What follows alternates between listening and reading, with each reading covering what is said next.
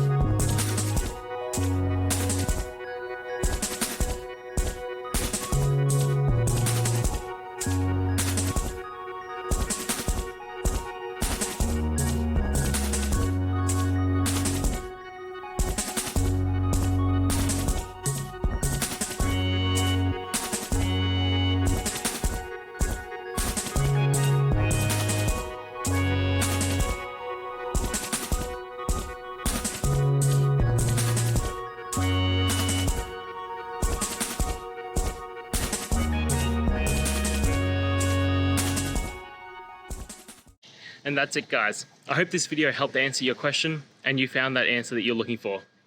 Now, please hit subscribe if it helped. I really appreciate it. And I'll see you next time on another one of these videos. Cheers.